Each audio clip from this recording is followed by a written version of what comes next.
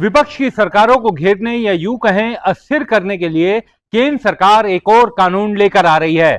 जी हां, प्रधानमंत्री नरेंद्र मोदी की सरकार एक और ऐतिहासिक बिल लेकर आ रही है जिसे गृह मंत्री अमित शाह पेश करेंगे। इस बिल के मुताबिक यह संविधान का 130वां संशोधन विधेयक है। इस बिल में जो बातें हैं वो आप सुनेंगे तो आपको लगेगा कि क्या शानदार बिल लेकर सरकार आ रही है। सरकार ने सभी मुख्यमंत्रियों, प्रधानमंत्री सभी को एक कतार में खड़ा कर दिया है, खास तौर से करप्शन और बाकी आपराधिक मामलों में। लेकिन जब आप इसकी बारीकी में जाएंगे तब आपको इसके पीछे का असल खेल हो सकता है समझ में आए।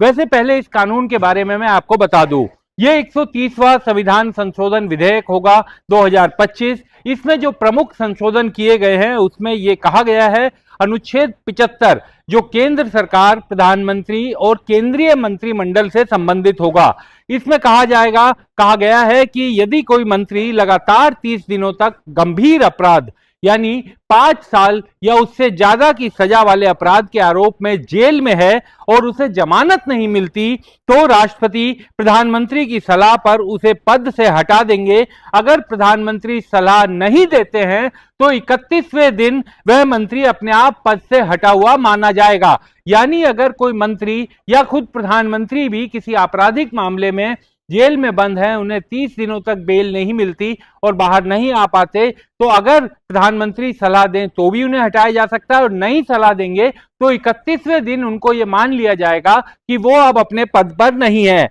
अनुच्छेद 164 जिसमें राज्य सरकार, मुख्यमंत्री और उनके मंत्रिमंडल के बारे में यह कहा गया है, इसमें भी यही कहा गया है कि अगर 30 दिनों के भीतर गंभीर अपराध यानी जिसमें 5 साल या उससे ज्यादा की सजा का प्रावधान है, अगर उसे बेल नहीं मिलती, जमानत नहीं मिलती, तो 31वें दिन ये मान लिया जाएगा कि अब वो अपने पद से हट चुका है, पद से इस्तीफा हो चुका है।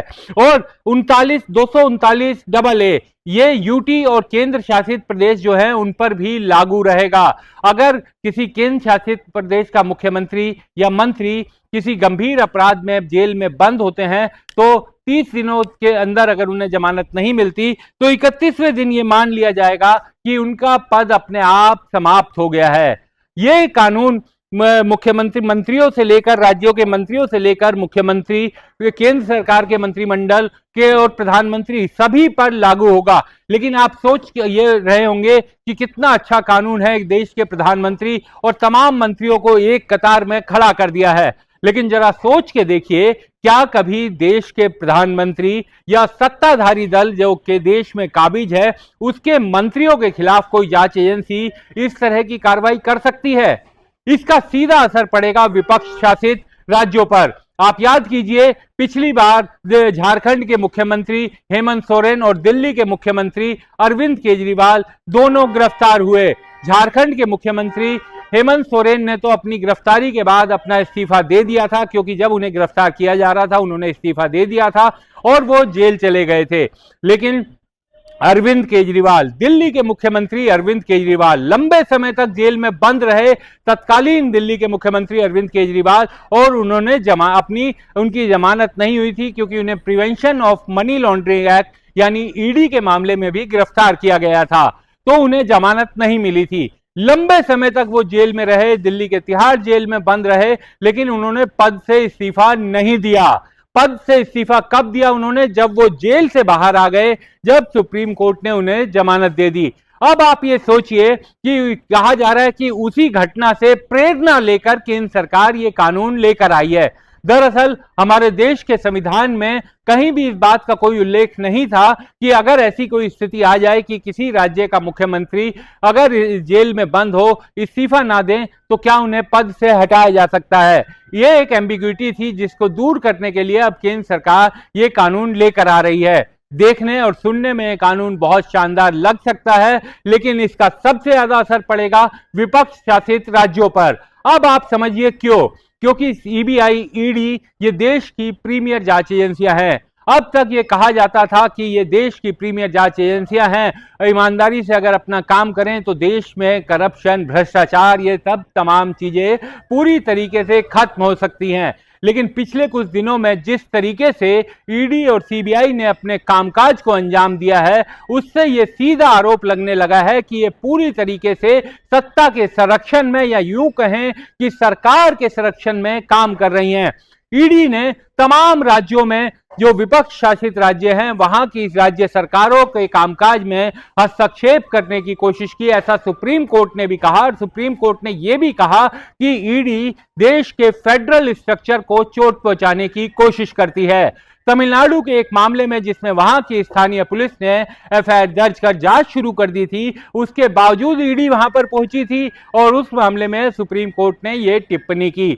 तोता पिंजरे का तोता, ये किसी से छिपी हुई बात नहीं है। तो क्या ये पिंजरे का तोता जो आजाद होकर के, जो पिंजरे से बाहर निकलकर विपक्षी शासित राज्यों की सरकारों पर हमले कर रहा था, क्या अब उसे एक और ताकत देने की शुरुआत की जा रही है? हालांकि कहा यह जा रहा है कि इस बिल को और ज्यादा विस्तृत चर्चा करने के लिए, क्योंकि सरकार अपना ये दिखाना चाहती है कि वो लोकतांत्रिक तरीके से इस पर आगे बढ़ रही है, इस बिल को स्टैंडिंग कमेटी के पास भेजा जाएगा। लेकिन सवाल ये उठता है कि आखिर इस तरह का बिल आने के बाद क्या विपक्षी सरकारों के सामने और ज्यादा बड़ा खतरा नहीं हो जाएगा? जानकार तो ये भी कह रहे हैं कि जहां पर साम दाम दंड भेद से सरकारें गिराने में सफलता नहीं मिलती थी, वहां पर अब इस तरीके से सरकार को अस्थिर किया जा सकता है। सोचिए, कितनी जगह से ऑपरेशन लोटस चलाए जाने की आरोप विपक्षी सरकारें, विपक्ष शासित लोग, विपक्षी नेता कहते रहते हैं। उनका यह कहना है कि किस तरीके से उनकी सरकारों को अस्थिर करने की कोशिश की जाती है। ऐसे में अब जांच एजेंसियों को और ज्यादा अधिकार, तो उन्हें नहीं कहा जाएगा कि उन्हें और ज्यादा अधिकार मिल गया है, लेकिन जांच एजेंसियों के काम करने के तरीके में एक कानूनी हथियार के रूप में मिल जाएगा कि अगर किसी एजेंसी ने किसी को गिरफ्तार किया, 5 साल से ज्यादा का अपराध है, सजा वाला अपराध है, तो अगर उसे 31वें दिन तक, 30वें दिन तक जमानत नहीं मिलती, तो 31वें दिन ये मान लिया जाएगा, अगर उसने इस्तीफा नहीं दिया, कि वो अब अपने पद पर नहीं है। खास तौर पर इसका असर पड़ेगा ईडी जैसे मामलों में। Prevention of money laundering act, यानी ईडी के जो मामले होते हैं, उस मामलों में जमानत मिलना बहुत ही मुश्किल होता है। बहुत कम मामलों में ईडी में जमानत मिल पाती है, क्योंकि उसमें ओनस, जो एक्यूज होता है, उस पर होता है कि उसने अपराध नहीं किया है। उसको कोर्ट को ये पूरी तरीके से सेटिस्फाइड करना होता है कि प्राइमा फेसी वो उस केस में, उस अपराध में शामिल नहीं है। जाहिर बात है, ऐसी स्थिति में जमानत तो मुश्किल हो ही जाती है। लेकिन अगर कुछ मामलों में, आमतौर पर देखिए, परंपरा तो यही थी कि जब भी कोई मुख्यमंत्री, मंत्री गिरफ्तार होते थे, तो वो अपना इस्तीफा दे देते थे। अरविंद केजरीवाल इस मामले में एक अलग चीज उन्होंने की, जब उन्होंने ईडी के मामले में भी गिरफ्तार होने के बाद इस्तीफा नहीं दिया।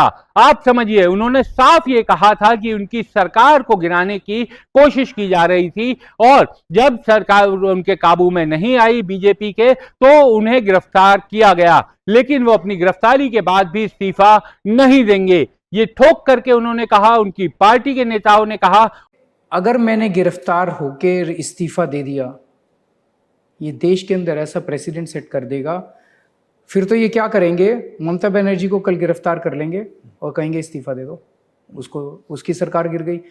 स्टालिन साहब को गिरफ्तार कर लेंगे, कहेंगे इस्तीफा दे दो। पिनराई विजयन साहब को गिरफ्तार कर लेंगे। जहां बीजेपी चुनाव हारेगी, वहां के मुख्यमंत्री को गिरफ्तार कर लो, वो इस्तीफा दे देगा, सरकार गिरा देंगे जी। ये तो जनतंत्र के लिए बेहद खतरनाक बात है। उनकी पार्टी के कई नेता इस मामले में गिरफ्तार हुए। हालांकि फिलहाल सभी जमानत पर हैं, चाहे मनीष सिसोदिया हो, संजय सिंह हो, सत्येंद्र जैन हो, या फिर खुद अरविंद केजरीवाल हो। तमाम लोग अब बेल पर हैं। लेकिन अरविंद केजरीवाल ने गिरफ्तार होने के बावजूद भी अपना इस्तीफा नहीं दिया था, और जब वो जेल से बाहर आए, उसके बाद उन्होंने खुद इस्तीफा दिया, आतिशी को मुख्यमंत्री बनाया, और आतिशी के मुख्यमंत्री रहते हुए ही वो चुनावी अखाड़े में गए। लेकिन अब भविष्य में इस तरह की कोई प्रेसिडेंट ना बन सके, अगर कहीं किसी मुख्यमंत्री पर, या यूं कहें कि विपक्षी शासित मुख्यमंत्री पर कोई कार्रवाई हो, तो वो इस्तीफा देने से इनकार ना कर सके, इसलिए इसे कानूनी अमलीजामा पहनाने की तैयारी की जा रही है। अब सरकार ये संशोधन विधेयक, संविधान संशोधन विधेयक लेकर आएगी, जिसके बाद इसे लोकतांत्रिक ढांचे में लोकतांत्रिक अमलीजामा पहुंचाने के लिए एक विस्तृत विचार विमर्श करने के लिए स्टैंडिंग कमेटी के पास भेजा जा सकता है। लेकिन जैसे ही ये विधेयक संसद में आएगा और ये कानून बनेगा तो निश्चित तौर पर विपक्ष शासित राज्यों के लिए खास तौर पर एक बड़ी मुश्किल खड़ी हो जाएगी। क्योंकि आप ये समझिए कि देखने और सुनने में भले ही ये लग सकता है कि इसने तमाम मुख्यमंत्रियों, तमाम मंत्रियों, प्रधानमंत्री सबको एक कैटेगरी में लाकर खड़ा कर दिया है कि अगर कोई भी किसी भी अपराध में गिरफ्तार होगा जिसमें सजा 5 साल से ऊपर होगी तो फिर उसे इस्तीफा हर हालत में देना होगा।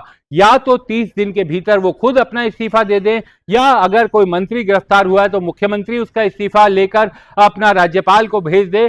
लेकिन अगर कोई केंद्रीय कैबिनेट का मंत्री गिरफ्तार होता है तो प्रधानमंत्री उसका इस्तीफा भेज दे, सलाह दे दे। और अगर प्रधानमंत्री है तो 30 दिन के अंदर अगर किसी ने इस्तीफा नहीं दिया तो 31वें दिन उसको इस्तीफा उसका मान लिया जाएगा और वो अपने पद पर नहीं रह सकेगा।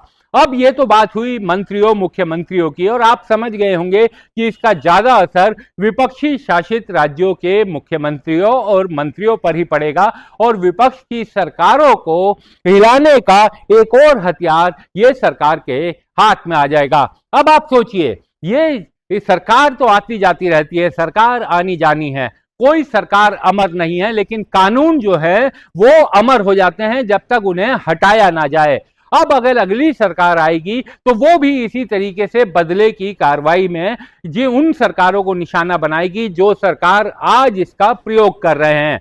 आप एक और चीज की तरफ ध्यान में आपका दिलाना बहुत जरूरी समझता हूं कि जिस तरीके से राज्यपालों की भूमिका पर सवाल उठते रहे हैं, ये कहा जाता है कि राज्यपाल केंद्र सरकार के इशारे पर राज्य सरकारों, खासतौर पर विपक्षी राज्य सरकारों को परेशान करने में भूमिका निभाते हैं। लेकिन राज्यपालों को संविधान में बकायदा एक क्या कहा जाए कि उन्हें छूट मिली हुई है, कि किसी भी तरह की इम्यूनिटी मिली हुई है कि उनके खिलाफ पद पर रहते हुए आपराधिक मामले में भी किसी तरह से केस चलाना मुश्किल होता है। तो राज्यपाल जो एक सेलेक्टेड आदमी है उसके खिलाफ केस नहीं चलाए जा सकते, लेकिन मुख्यमंत्री जो एक इलेक्टेड मामला है, जो इलेक्टेड व्यक्ति है, जनता जिसे चुनकर भेजती है, उन्हें अगर केंद्र सरकार की एजेंसियां चाहें तो वो गिरफ्तार अगर करती हैं किसी मामले में और जमानत नहीं मिलती तो फिर उनके लिए इस विधेयक के कानून बन जाने के बाद बहुत मुश्किल हो जाएगी। आप देखिएगा विपक्ष के तमाम नेता इस कानून का